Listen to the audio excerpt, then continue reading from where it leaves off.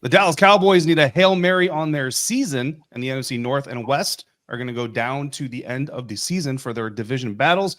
Time to get ready for today's NFC Squad. You are talking ball with the NFC Squad.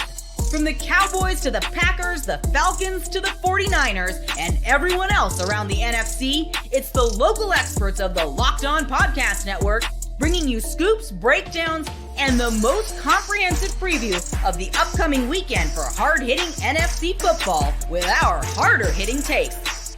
Buckle up, it's the NFC Squad, and we have a seat for you. No hurt feelings allowed. Squad up, you're part of the NFC Squad. And welcome into this week's NFC Squad episode. Sit back, grab your favorite beverage, and join us as we get ready for another wild week across the NFC. Today's episode is brought to you by FanDuel. New customers, you place a $5 bet, and if you win, you'll get $150 in bonus bets from FanDuel. Go to FanDuel.com to get started today. Joining us for this round of NFC Squad, we've got Gino Camilleri and Louis DiBiase of Locked On Eagles, continuing to try to get 2 Locked On Eagles shout-outs in the intro, continuing to fail, just like, well, not the Eagles, actually, just like the Dallas Cowboys do. Brian Peacock of Locked On 49ers holding the NFC West down. Aaron Freeman of Locked On Falcons holding down the NFC South. I see James Yarko is not here to take his NFC South medicine this week. Landon McCool bringing up, not the tail end, but close to the tail end of the NFC East for us, the Locked On Cowboys. And Peter Bukowski here on time. Ladies and gentlemen, round of applause for Peter Bukowski, Locked On Packers on time. Don't get used to it. Just in time to talk about the best game that happened in the NFC this last weekend. Number 1 overall pick, number 2 overall pick, Caleb Williams, Jayden Daniels going at it in the mid-afternoon schedule, just like the NFL wanted to happen all along. And, of course, the game would end on a Hail Mary. And, guys, I got to tell you, I don't know who watched this game in real time, but I watched the broadcast. Obviously, I'm in the press box. So I watched the broadcast after I got home that night, and I counted about 5 or 6 times that the broadcast mentioned Hail Marys during the broadcast just for that game to go down on a Hail Mary. I thought it was kind of weird. But Aaron Freeman, let's start with you, good buddy. And what did you think of the Hail Mary pass as you saw it whenever you did see it? And what do you think the total ramifications are across football for a play like this to happen with these 2 young quarterbacks in this scenario? Well, it's funny to talk about an 18-15 game as sort of a compelling watch in the NFL, but I was locked and loaded for my week 8 Cliff Kingsbury takes of, after week 8, Cliff Kingsbury takes a downward turn given the struggles of Washington's offense in that game. And then, of course, Jayden Daniels and Noah Brown were able to pull out that magic at the end. And certainly Tyreek Stevenson, he is going to be vilified in the city of Chicago for the rest of eternity. So he just got to keep his head down and hope he gets traded, because that fan base will never forgive him. I understand how fans operate. They will never forgive him for that one on that one. So it was an incredible finish to this game. And certainly, as we have been discussing the last couple of weeks, Jayden Daniels helping out his MVP chances. And that was kind of an MVP moment for him in this game. So a big win for Washington and Jayden Daniels, and a big loss for my anti-Cliff Kingsbury narrative. What did you guys think of Matt Eberflus throwing Tyreek Stevenson? I wouldn't say he threw him under the bus, but he explicitly said, yeah, that was his guy. Like, he screwed that up, which was the speculation. I saw a lot of people tweet out like, hey, in that sort of defensive coverage, the classic version of it is that guy has to have the tip. And Matt Eberflus, who, by the way, a number of other Bears players over the course of the week was like, yeah, I don't know about the X decision. I don't know about this timeout. I don't know about this substitution. There seems to be some discord in that locker room. It doesn't seem like everyone is locked in or locked on, if we're going to be on brand with what Matt Eberflus is doing. That seems like a bad situation right now, especially when you're trying to do everything you can to help Caleb Williams. I was going to say Eberflus has no right to call, and he's correct technically, but considering every wrong decision that he made in those final few minutes, including like before that drive, allowing his offense to hand the ball off to a lineman with the game on the line, having TJ Edwards QB spy Jayden Daniels on the last play. Like, I'm sorry, he has no right to say anything. I got Sweat not on the field for that Hail Mary play. Best pass rusher not on the field to rush the Washington Commanders quarterback at the Washington Commanders logo to wrap up a game. I mean, come on, dude. How do you not give Montez Sweat that opportunity? I couldn't believe that. I was sitting there watching this, and when it happened, the first thing I thought was, man, Steve Bartman sitting somewhere in a Chicago apartment, just Literally crying tears of joy that he finally is off the hook for all these years. That was just, it was unbelievable to watch in real time. And as someone who's been a Noah Brown fan for a long time, I really was just, I could not have been more thrilled that people was were Noah comparing Brown. that play to the double doink, to the Rodgers to Cobb at the end of the 2013 season. I think that was like the most gut-wrenching moments in the last 20 years of Bears history. It is right now. It's on the Mount Rushmore, that play. And that speaks a lot to where Bears fans are right now. Like, I had a Bears fan text me that was like, this is the second most traumatic Bears moment of my lifetime. And he's 40 years old. Like, that's tough. That's I was going to say, real quick, let's talk about the overall like season long, ramifications from this, because I think David brought up an interesting point, is that this is the kind of thing that I hate to say this as a Cowboys fan, but this is the kind of thing that launches a team's confidence in the stratosphere, a team that is performing well, that is about to kind of get off track and lose, and then somehow to pull victory out of the jaws of defeat. That's the kind of thing that usually teams can start to really take their games to the next level or elevate themselves, going into the back half of the season. I had to make sure. I just looked as we were talking about media. this. Like, I had to check that Matt Eberflus was married. He is, in fact, married. Yes. But I would have thought any married man would know that, to Louis' point, being technically correct does not give you the moral high ground. Please understand. And I would have thought that he would have known that. I would have thought he would have known that. But apparently his wife is verbose too on social media, so I'm sure he has argued quite a bit with her at home as well. Does he not know the saying "happy wife, happy life"? I mean, apparently not. Yeah. What's the saying? Guys, Happy Tyreek Stevenson. I don't know.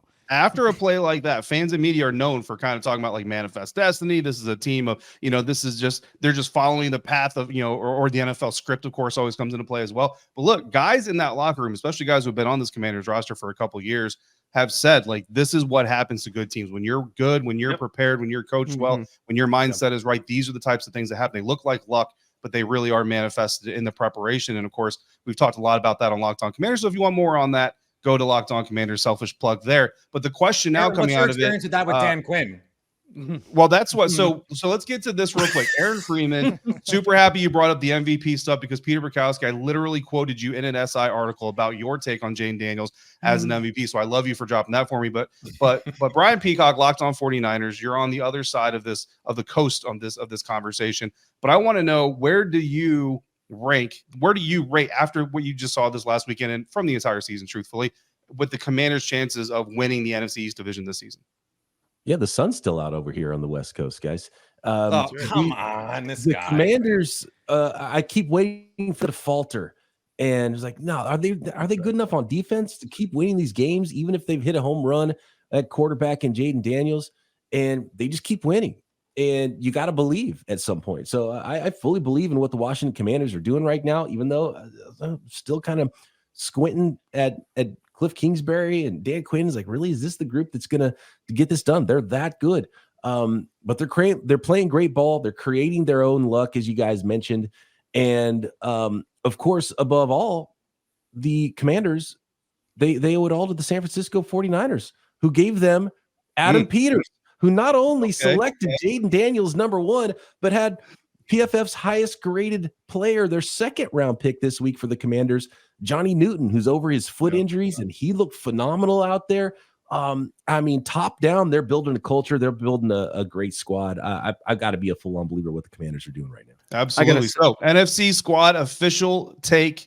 Make sure everybody takes note of who all is in attendance here for this episode. Washington Commanders, hands down, going to win the NFC East division. So glad we have those takes. We're going to talk about the other three, and don't roll your eyes. The other three NFC divisions are going to get involved in this conversation coming up next on today's episode of NFC Squad, part of the Locked On Podcast Network, your team every day. Today's episode is brought to you by Bilt Rewards. And look, we've all been there, feeling like we're burning cash with those rent checks. It's frustrating, isn't it? But here's the deal. Bilt Rewards has figured out a way to make rent more rewarding. Say goodbye to the money bonfire and hello to a renter's revolution with Bilt. Bilt is breaking ground as a neighborhood rewards program that hooks you up with points on your rent. Every month, pay your rent and watch the Bilt points roll in. Use those points to jet off on a dream vacation. Maybe you put them towards a flight or hotel.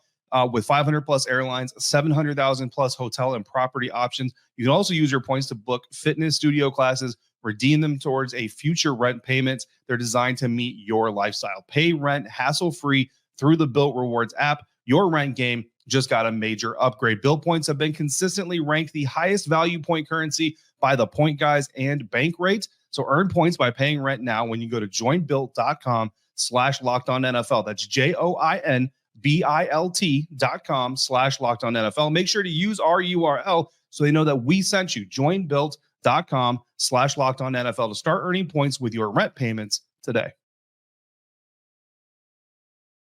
Continuing now, today's episode of NFC Squad, this week's episode of NFC Squad, we've been talking about the NFC East division leading Washington Commanders. We all agree that the Washington Commanders are going to run away with this division as early as next week as the New York Giants play host to the eventual NFC East champions. Patricia Traina ducking me on this episode this week. She'll have to answer to me anyway in the crossover Thursday episode coming up later this week. Make sure you guys check that out. But guys, let's stick in the NFC North real quick.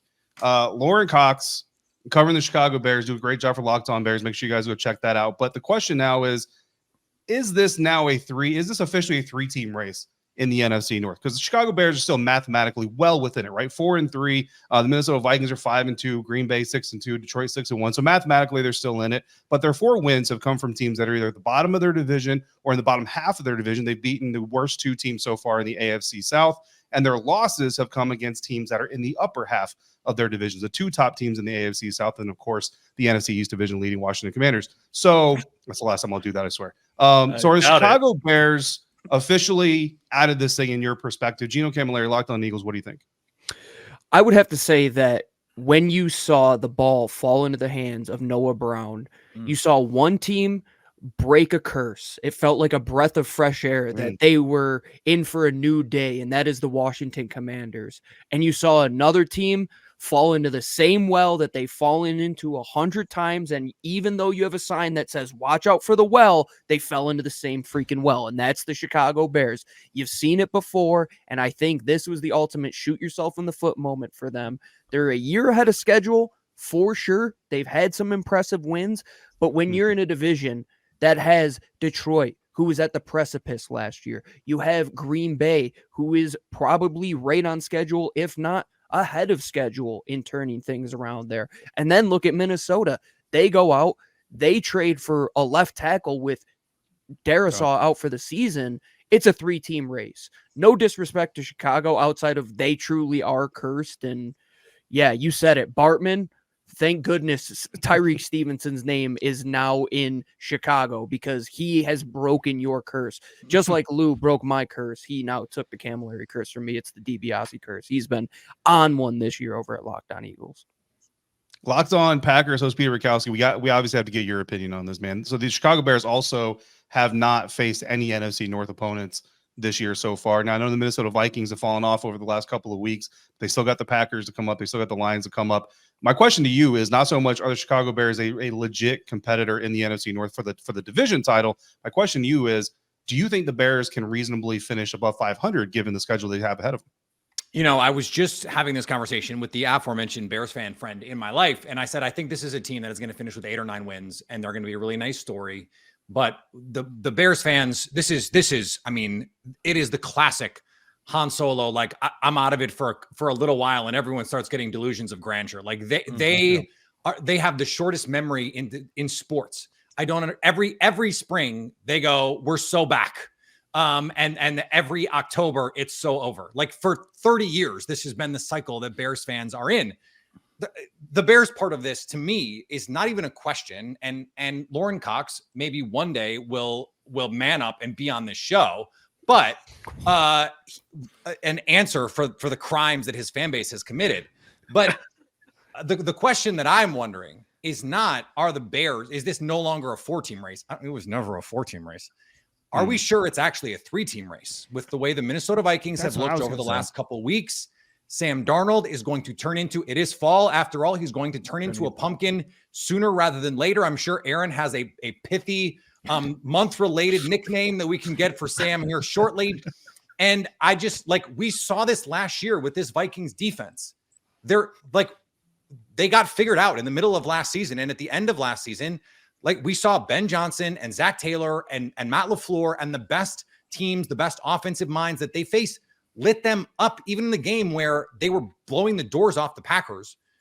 Green Bay scored 29 unanswered points in the second half of that football game. Like, I think there are real ways. We saw Jared Goff have every answer to every Brian Flores punch. Ben Johnson had a counterpunch. I'm just wondering if we're at the point now where, like, okay, all that cutesy stuff has okay, we've seen it. That's cool. You've done all that great stuff. But at a certain point, you need the dudes. You need the horses. And I'm wondering if the same thing is going to happen eventually with this Eagles defense. And I'm not trying to take any shots. I'm just wondering. Where did that come frankly, from? No. What was that straight? That was so unnecessary. We can talk about Malik Willis being the best quarterback on your football team if we want to go that route, Peter. That was so unnecessary. Let me finish. I want to see that they have I want to see that Quinion Mitchell and Cooper DeJean are guys. I think they can be. If you'd have let me finish, I would have said that. Hasn't watched a second of an Eagles game. I would have said that. I want to see it. I want to see it over the course of a season. I want to see that they have the guys. I think Vic Fangio is a great coach. You need to have the guys. Brian Flores, I don't think has the guys. And so that's ultimately what happens. Like, I think in San Francisco, we've got a similar situation going on. Like, they just don't have the horses right now. I don't know that anyone on this call, frankly, has a defense that has the horses. With all due respect to everyone in this room. Oh, are you sure? I'm here with the Cowboys. Are you sure that we don't have the horses? Well, they might have that horses. We can all confirm. But they need to be put out to pasture. That's a different set of horses that we need to deal with here. So that all I'm saying is I'm not sure that when we get to the end of the season, we're going to be talking about the Minnesota Vikings as an NFC North, true NFC North contender. They're going to be a good team, a playoff team potentially, but like they were never a great undefeated team. I just like you got to have the talent, and it's going to be found out at some point. Yeah. So speaking of the San Francisco 49ers, Brian Peacock, Locked On 49ers, is here. We need to talk about this NFC West race as well. We got three teams at 4-4: Arizona, San Francisco, Seattle. Los Angeles Rams are 3-4. Brian, I mean, I know Brandon Ayuk's not coming back, right? But Christian McCaffrey reportedly is going to be coming back sooner rather than later. Now, are the San Francisco 49ers the best team positioned to win this division in your eyes? And we can take the homerism out of it because you also host a non-49er centric show and you have that ability. Or is there another team you're eyeing in the NFC West that you think is maybe the favorite developing here in the midway point of the year? Every team in the division has looked quite mid so far this season. The ceiling for the 49ers is clearly the highest, though. And I think in the end, it's going to be 49ers, Seahawks battling this out. The Seahawks I have more and more questions about them every single week. The 49ers getting Christian McCaffrey back. They're licking their wounds on the bye. They'll probably have another trade, big or small, I'm not sure, but they're going to be active in the trade market, I'm sure. And Dre Greenlaw potentially back in the second half of the year. I don't know if Talanoa Hufanga is going to come back, but the Niners have had a really nice young secondary step up with some young players, rookies, and second-year guys there. So I think the 49ers are going to be fine. I would actually like to see them add a defensive lineman more so than a wide receiver or something like that at the trade deadline. The Niners are going to be good. They're going to be fine. We've seen them have some awkward spells in past seasons and then rattle off, 8 or 9 wins in a row and go to the NFC Championship game. So I do think the 49ers are the best positioned right now, even though if the season ended today, they'd be the 10 seed in the NFC with, all three teams at the top of the NFC West, all at 4-4 records, and then a half game back of them is the Los Angeles Rams. I just think the Rams will fall off, the Cards will fall off, and then eventually the Seahawks will fall off. But with so many teams with such a head start, like the Vikings in those wild card positions, and the Niners don't have a good record against the conference right now either. So they have to win the West. I think there's going to be one NFC West team in the playoffs, and it's the team that wins the division. So it's all about the NFC West right now for the 49ers. I think they are the best team, and that'll show out in the second half of the year. And then, of course, we got the NFC South. Aaron Freeman, Atlanta Falcons are leading the NFC South, just like everybody predicted at the beginning of the season. The Falcons are 4-0 in the division right now. Bro, I mean, again, mathematically, the Bucs are 4-4, Saints are 2-6. Carolina's 1-7. They're Carolina. I mean, the Bucs are the closest, but their defense is atrocious. Their offense is wounded, to say the friendliest term I can say. Is there any way the Falcons lose this division? Well, historically, the Falcons have been never known to blow a lead, so it's definitely not going to happen. All jokes aside, they are obviously in a great position. They're going to have to continue to rattle off some wins, win the games that they're supposed to win. And then, to Peter's point, going and facing the Minnesota Vikings and seeing sort of where they sort of stack in the NFC. Going and beating a team like the Denver Broncos with a very good defense and a rookie quarterback and all that sort of stuff. So they have some playoff teams on their schedule. So we'll get to see the Falcons sort of stack up against some of these teams that are in the playoffs, and then the AFC pretty weak playoff teams at the bottom of that. But I think the Falcons are in a good position. But we'll know more about this Falcons team in the coming weeks, and hopefully they can pull a Detroit Lions and beat the brakes off of the Cowboys this week. Sorry, Landon, but we'll see. The Kirk Cousins revenge game, you almost even glossed over. Yeah. We got that's major Kirk Cousins revenge factor on that one. Yeah, definitely. I think pretty much everybody here would love to see the Falcons beat the brakes off of the Dallas Cowboys, except for Landon McCool, who's going to kick us off in the next segment as we get into and the Vikings. Go get the Vikings, Aaron. Go get those guys. Best games of Week 9 coming from the NFC on this episode of NFC Squad, part of the Locked On Podcast Network, your team every day. Today's episode brought to you by FanDuel. Get ready to tackle all the NFL action with FanDuel, America's #1 sportsbook, because right now, new customers, you can bet $5 and get $150 in bonus bets if you win. The FanDuel Sportsbook app gives you everything you need to place live bets on the NFL all in one place. So when you're watching a game, any NFL game, and in the middle of that game, you get yourself a hunch on a player performance or the overall game flow, you can go check out the latest stats. You can view the latest play-by-play and so much more on the exact same page, where you can then place your bets, or you can make bets before games, like the Washington Commanders, who are 3.5-point favorites on the road next week against the New York Giants to open the week. The largest spread of the week right now belongs to the Baltimore Ravens, who are 9.5-point favorites to beat the Denver Broncos in Baltimore with their new shiny wide receiver, Deontay Johnson, in tow. So go to FanDuel.com today and join up. You'll get started with $150 in bonus bets if your first $5 bet wins. That's FanDuel.com. Never waste a hunch and make every moment more with FanDuel, an official sports betting partner of the NFL. Wrapping up this week's NFC Squad episode, it is Week 9 of the NFL season, so we've got to look at the best games in the NFC in Week 9. And Landon McCool, you're going to get your opportunity to clap back at Aaron Freeman here. The Dallas Cowboys, if you want to. I don't know if you want to go that way. I don't know how much clapping back I'm going to be doing. But yeah. 3-4 Dallas Cowboys visiting the 5-3 Atlanta Falcons, who are also 5-1 in the NFC, by the way. The line right now, Landon, has the Dallas Cowboys underdogs by nearly a field goal. What are your initial thoughts on a little bit of a crossover Thursday teaser? What are your initial thoughts on this road game for the Cowboys? Well, at this point for the Cowboys, I'm just fascinated to see who's lining up to play. I mean, it's just such a roller coaster to see who's even playing. I mean, the Cowboys have been down to their 5th defensive end for, 3 weeks now. Maybe Micah Parsons practices this week. We'll find out tomorrow. Maybe he doesn't. Maybe Deron Bland practices all week and doesn't play. Maybe he doesn't. And maybe you have a last-minute scratch on game day because you have your starting running back has a 102-degree fever out of nowhere. I mean, so I think first, who's going to play is a big thing for the Cowboys, and I think will continue to be a big thing, especially on defense for the Cowboys. And on offense, it's which version of the guys are gonna play, because it just feels like the Cowboys defense has had a lot of excuses with a lot of injuries, but the Cowboys offense has none. And the way that they've been playing has been terrible. And that includes Dak but in the CD at times. But I think, it was just depressing watching the tape yesterday and seeing a young left side of your offensive line start to kind of finally get it together a little bit and play some good football, while you watch your old right side of your offensive line start to fall off a cliff like they've got anvils tied around their ankles. So it's going to be interesting to see exactly what form of the Dallas Cowboys show up in Atlanta, and then we'll see exactly what kind of chance they have. Yeah, absolutely. A big chance, obviously, for the Atlanta Falcons to get another big win. Second place in the division, Tampa Bay Buccaneers are playing the Kansas City Chiefs on Monday night. That does not look like it's going to go well for the Tampa Bay Buccaneers. So an opportunity for the Falcons to put more space between them and their second place contenders. Louis DiBiase of Locked On Eagles. Let's kick over to Chicago at Arizona. Tyreek Stevenson could really use a game-winning pick 6 off of Kyler Murray in this matchup. But the Arizona Cardinals are favored by 1.5 points.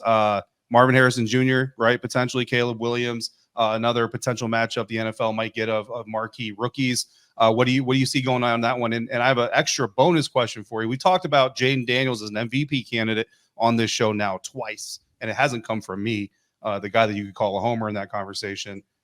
Is the Rookie of the Year competition dead before Halloween, or is there still an opportunity here for somebody to rise up and compete against Jayden Daniels, who's probably going to win his 6th Rookie of the Week award this week? Yeah, especially if Chicago doesn't go on some miraculous run to where they get back in the division hunt, make a wild card, and Jayden Daniels keeps winning. I don't know who else is really coming close. Neighbors, Harrison, like they've produced this year, but their teams aren't like winning to the level maybe that the award will go to them. And again, quarterbacks kind of get the tiebreaker in a lot of those situations. That's actually the game that I've circled that I want to watch the most on Sunday outside of Eagles-Jaguars, because kind of a litmus test matchup. It's like, all right, let's see who the Arizona Cardinals are at 4-4, Jekyll and Hyde week after week. They're in first place right now in the West. Are they legitimate contenders, though? Are they a serious team to make the playoffs, or has it just been based on schedule? Same thing kind of with Chicago. Two, young teams with good young quarterbacks, but at the same time, very up and down. So I think that's a fun matchup to see, like, all right, let's see who these teams really are, because it's, again, been so Jekyll and Hyde for both sides. Yeah, no, 100%. Detroit at Green Bay. I mean, who better to talk about this matchup, right, than Peter Bukowski, Locked On Packers. Peter, what's up with Jordan Love, and what's up with the chances that the Packers beat the Detroit Lions this weekend? Well, it depends on if Jordan Love is going to play, and that we don't know. He dodged a serious injury. It was hard to know for sure in a situation where he's dealing with the injured MCL, still has the brace on that leg, and he lands awkwardly. And I think if you're a Packers fan, you're going, okay, please don't be a re-injury of that MCL. And then I think the secondary concern is when you hear groin, first of all, be cool. Second of all, after that, you go, okay, don't be a sports hernia, because that's the like creeping little thought of like, there have been players over the years who have been initially diagnosed with groin injuries. It turns out to be a sports hernia. You got to have surgery on it. And then, you're out the rest of the season. Thankfully for him and for everyone, that's not the case. But whether or not he's going to play this weekend, I don't know. I think, though, you can make the case that 100% of Malik Willis is better than 65% of Jordan Love, given the way that Matt LaFleur calls the game when Malik Willis is in there. That's just a fact. I mean, and I think that Matt LaFleur he's positioned himself now as one of the truly elite offensive minds in the game, as a play caller, as a play designer. When we saw it in the do or die spot, I mean, Trevor Lawrence played awesome in the second half of that game, and I don't expect a lot of you to have watched that game, because why would you? Malik Willis against Trevor Lawrence, not exactly marquee TV, but Trevor Lawrence played terrific. They get down, they tie the ball game, and the Packers need it. Second and medium, and they go to a play action play that was not in the game plan, that Malik Willis has probably never practiced as a Green Bay Packer. And he hits Jayden Reed in stride for a 51-yard gain that sets up the game-winning field goal. The Packers believe they can win with Malik Willis. Now, against the best team in the league, probably that's going to be a tall order, but they think they can win any game with Malik Willis. If Jordan Love can play, I'm still not going to pick the Packers, but I think they have a much better chance, obviously, at home. I think this defense can do some things that can make Jared Goff uncomfortable. But right now, this is just a banged up team. Like Jair Alexander dealing with an injury, rookie phenom Evan Williams, who I think right now is one of the favorites to win Defensive Rookie of the Year with Jared Verse. Probably those two guys are the front runners. Still hasn't watched a second of Eagles football because Quinyon Mitchell is going to win the Defensive Rookie of the Year. It's clear, Pete. Like, you're telling on yourself. We understand.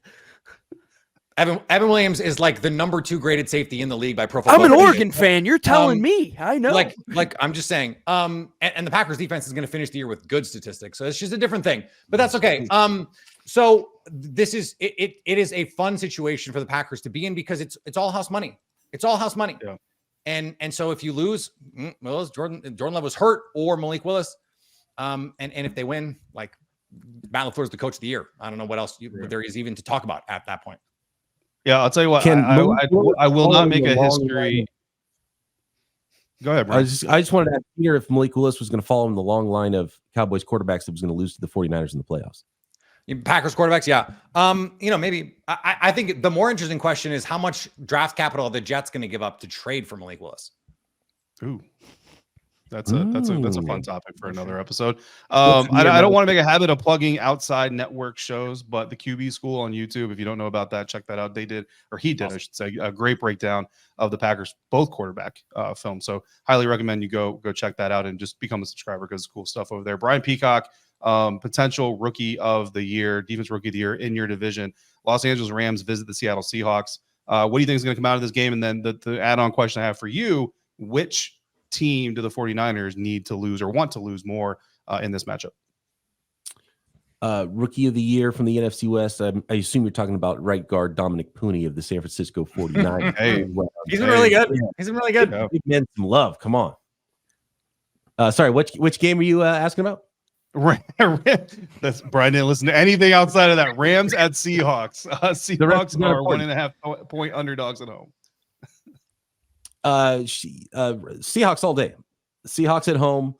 They're going to be angry. The Rams showed a nice little bit of the Rams really screwed up is what they did because they were about to go into like full on sell mode and they went and won a game and they made themselves think that they're going to be contenders because of that win, and then they're going to go lose to the Seahawks and then they're going to be on the fence about it and they're not going to sell and they're just going to continue to be a team that needs to hit the reset button hard and didn't sell pieces that could have allowed them to do that better.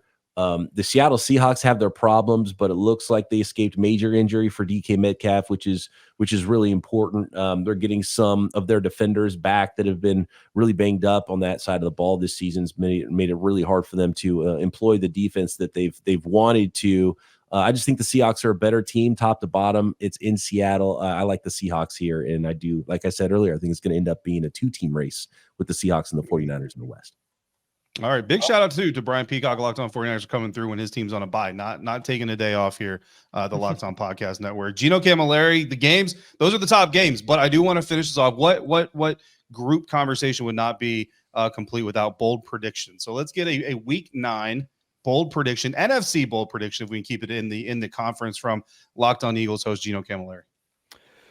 Well, we started talking about the NFC North as potentially a 4-team race, and then we got it down to a 3-team race, and then Peter said it's a 2-team race. I think Detroit is going to beat the ever-living crap out of the Green Bay Packers, and it is going to be a 1-team race, and you're going to learn that having 2 quarterbacks is the same as having no quarterbacks, Pete. You got to be humbled a little bit when it comes to this conversation. Jared Goff, you've been saying a lot of bad things about him. Jared Goff has some things to say to you, Peter Bukowski, and you're going to see him this Sunday. We need not since he's been in Detroit, he hasn't. But we need a Packers Eagles game this week. Let's just flex the entire damn schedule and get it. It might happen. It already happened. We already saw who won that game. We need another one. On an ice rink in Brazil. Yeah. Unbelievable stuff. All right. By the way, Quentin Mitchell, not even the best rookie corner in the division right now. That's Drew Phillips, but that's a different. And Peter didn't even get to have his best quarterback play that game. Let's get a bold prediction from Aaron Freeman. Locked On Falcons to round out this Week 9 NFC Squad episode. I can't cut the promo like Gino just did on Peter Bukowski, but we started this thing giving love for the Washington Commanders. Let me represent my girl Patricia Traina and go with the bold prediction. New York Giants taking down the Washington Commanders at home. That defense shutting down again. I told you at the top, I'm pushing an anti-Cliff Kingsbury in the second half of the season agenda, and I need it to come true. So that's my bold prediction. The Giants defense is going to take care of Cliff Kingsbury and the Jayden Daniels and devastate the high that Washington is on this week. And give some love for Patricia and Locked On Giants this week as well. Listen, we officially hit the midway point of the Washington Commanders schedule at halftime of Week 9 against the New York Giants. So there's your dividing line, Aaron. If the Commanders come out hot in the first half and flat in the second half and lose that game, there's the beginning of your narrative. And look, the Washington Commanders have some left tackle questions. Rookie left tackle didn't even take a step in the concussion protocol last week. We'll see what he does this week. Cornelius Lucas, the veteran that filled in fully for him, that's a long story, hurt his ankle. So we might be looking at Trent Scott, your third tackle on the option list, playing up against that Giants defense. So, I mean, not outside the realm of possibility. Of course, Locked On Giants host Patricia Traina and I will have a crossover Thursday to talk all about all those stuff. In the meantime, thank all of you hosts for joining me today. Thank everybody out there for joining us here on the NFC Squad episode for Week 9. We'll be here every single week, and each of us are going to be here for you every single day, bringing you the latest on all your favorite NFL teams. So make sure you're following all of these fine hosts and subscribe so you don't miss a minute of their great coverage. We're all part of the Locked On Podcast Network, your team every day.